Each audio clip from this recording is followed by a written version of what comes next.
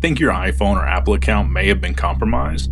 The good news is, most situations can usually be secured pretty quickly if you catch the warning signs early. So in this video, I'm going to show you 7 things you should do immediately to help secure your iPhone, protect your personal data, and lock down your Apple account. Welcome back to the Fix Desk. Let's fix it. The first thing that we're going to check is what devices are currently signed into your Apple ID. A lot of people think their iPhone has been hacked, when sometimes it's really the Apple account itself. To check this, open your settings, and you'll see your name at the top. Tap on it. Now we're going to scroll to the very bottom, and here you'll see a list of devices that are currently signed into your Apple account. You notice mine only says iPhone 13, which is perfectly fine. But if you notice a device you don't recognize, an old device that you no longer own, or anything suspicious at all, tap on it and remove it from your Apple account immediately. This is one of the fastest ways to regain control of your account and make sure you're the only person signed in. Next, you should change your Apple account password immediately, especially if you saw any devices you didn't recognize earlier.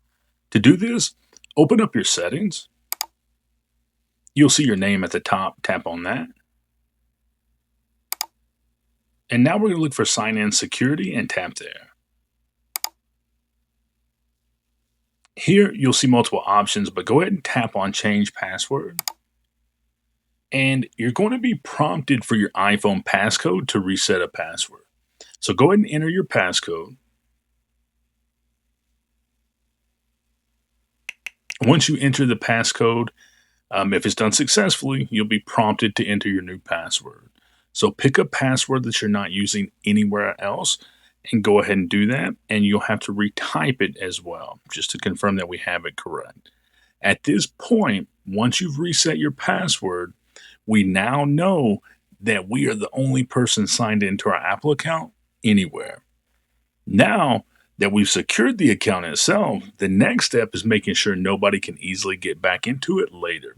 And that's where two-factor authentication becomes extremely important. So let's make sure your Apple account has it enabled.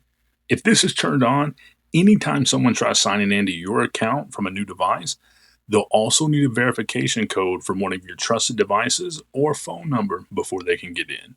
To check it, let's go into your settings. You'll see your name at the top. Go ahead and tap there. Then we're going to look for sign-in security. Tap on that. Here, you'll see two-factor authentication. If it's not enabled already, you'll have the option to turn it on. So if you don't see that, it means that it's enabled. While you're here, also make sure you're checking the phone number to ensure that it's correct and up to date. I do recommend adding a secondary number if you can, maybe another phone you own or a trusted family member. This helps in case we ever lose our phone number or don't have access to our primary number. Now, with a strong password, two-factor authentication adds another layer of protection that helps prevent someone from taking over your account. If you want to take it a step beyond that, Apple also supports physical security keys for even more protection. But that's a way more advanced option. Let me know in the comments below if you want a video explaining that.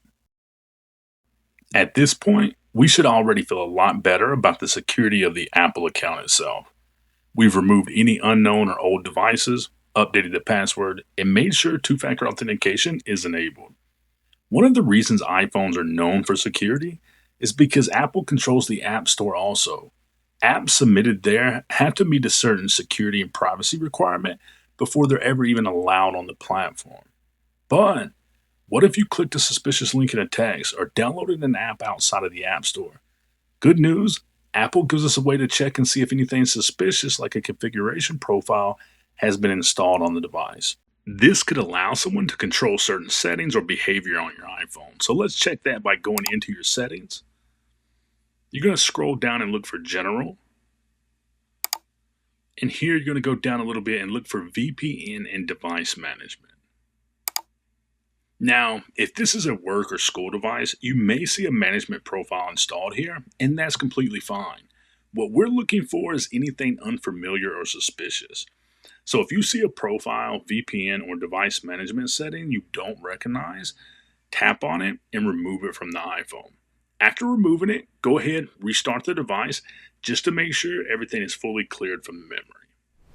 If you didn't see anything here or you removed something suspicious already, that's a really good sign. At this point, your Apple account is secured, and we know there aren't any unknown configuration profiles installed on your iPhone either. But there's still more we should check just to make sure everything is completely secure: your payment method and your purchase history. So let's go into your settings. You'll see your name at the top. Go ahead and tap on it. And then we're going to look for payment and shipping and tap there. Now, if you recognize the payment methods listed here, that's great. And don't worry, Apple encrypts your payment information so nobody would have been able to see your full card details.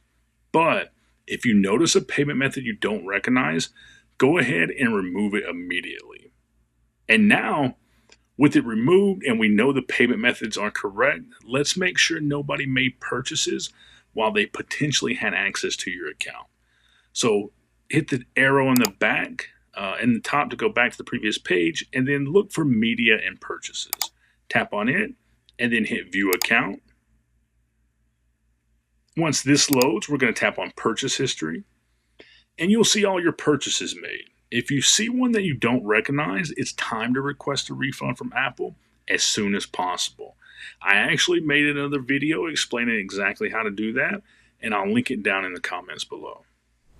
Now, let's make sure your iPhone is updated. Go to your settings, and then go to General, and then Software Update. And you see here our device is up to date, but if you see an update available, go ahead and install it. Make sure to do a backup, but then you want to install the update. One of the biggest reasons Apple pushes iPhone updates so often is security. A lot of these updates include security patches, bug fixes, and vulnerability issues. So if your iPhone is running an outdated version of iOS, there's a chance that there's a known security issue that's already been patched and you're outdated still. Honestly, keeping your iPhone updated is one of the easiest and most important things you can do to keep it secure. Now, for most people, everything we've already done in this video is going to be more than enough to ensure your Apple account and iPhone are secure. But if you truly believe you're being specifically targeted, Apple also offers an advanced security feature called Lockdown Mode.